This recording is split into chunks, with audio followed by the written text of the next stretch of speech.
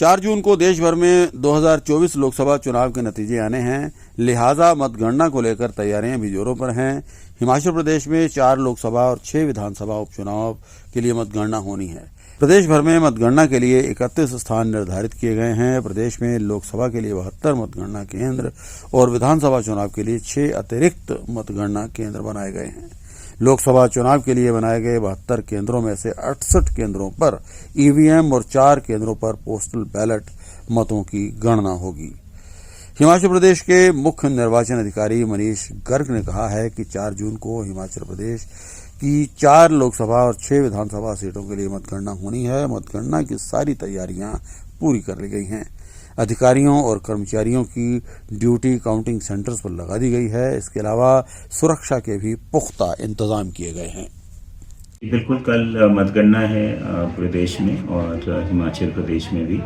हमारे यहाँ आपको पता ही है 4 पीसी और 6 एसी बाई इलेक्शंस की मतगणना होनी है।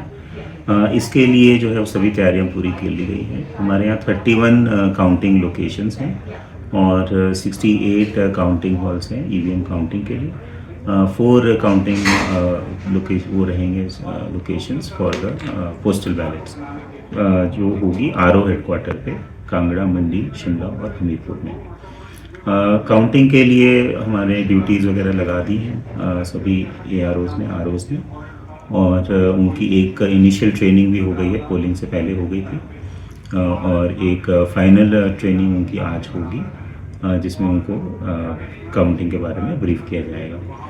रैंडमाइजेशन भी उनकी काउंटिंग स्टाफ की भी रैंडमाइजेशन होती है। तो पहली तो रैंडमाइजेशन होती है कि काउंटिंग ड्यूटी किसकी लगेगी उसके ऊपर, और दूसरी रैंडमाइजेशन जब वो मॉर्निंग में आएंगे तो कौन सी टेबल उनको अलॉट होगी उसके ऊपर रैंडमाइजेशन होगी। सिक्योरिटी अरेंजमेंट भी सभी बंदोबस्त किए गए हैं। 3 टियर सिक्योरिटी इसमें रहती ही है, जो स्ट्रॉन्ग रूम्स और काउंटिंग हॉल्स की सुरक्षा के लिए, जिसमें कि सीएपीएफ और स्टेट आर्म्ड पुलिस और फिर डिस्ट्रिक्ट पुलिस, फिर 3 टियर सिक्योरिटी रहेगी। इसके अलावा जो हमारे काउंटिंग ऑब्जर्वर्स हैं वो भी सभी लोकेशंस पे रहेंगे। सभी पहुंच चुके हैं जो इलेक्शन कमीशन ने जिनको डिप्यूट किया है, तो वो निरंतर काउंटिंग की निगरानी करेंगे। जो डिफरेंट आईटी एप्लीकेशंस हैं रिलेटेड टू काउंटिंग उसके ऊपर भी कॉम्प्रिहेंसिव ट्रेनिंग्स हुई हैं मल्टीपल टाइम्स, और मुझे पूरी उम्मीद है कि काउंटिंग जो है वो स्मूथली चलेगी और समय पर हमें परिणाम मिलेंगे। देखिए, मशीन्स तो हमारी जो लोकसभा के चुनाव हैं उसमें जितने हमारे पोलिंग स्टेशन हैं उतनी ही मशीनें हैं, 7,992, और जो एसी बाई इलेक्शंस के लिए 608 मशीन्स हैं, 608 पोलिंग स्टेशंस थे, उतनी ही मशीन्स रहेंगी। इसमें जो स्टाफ डिप्यूट होगा लगभग 5,000 लोग इसमें लगेंगे, जो कि एक्चुअल काउंटिंग में जो लगेंगे।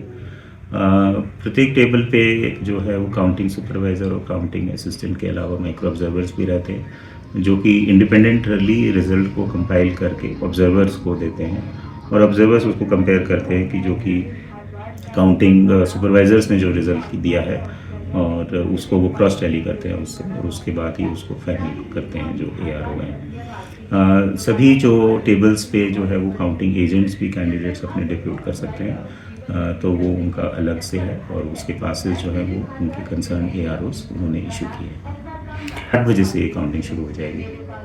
ऐसे हम लोगों के पास कुछ कैंपेनिंग के समय कुछ कंप्लेंट्स आई थी, जिसमें कि ऐसा हमारे पास एविडेंस जहाँ पे मिला कि कोई कर्मचारी ने किसी कैंडिडेट के या किसी पार्टी के कार्यक्रम में पार्टिसिपेट किया हो, या वो कहीं गया हो या किसी से मिला हो, तो उनके ऊपर हमने सख्त कार्रवाई की है। काफ़ी केसेस में हमने सस्पेंशन भी ऑर्डर किया है और काफ़ी केसेस में डिसिप्लिनरी एक्शन भी लिया है।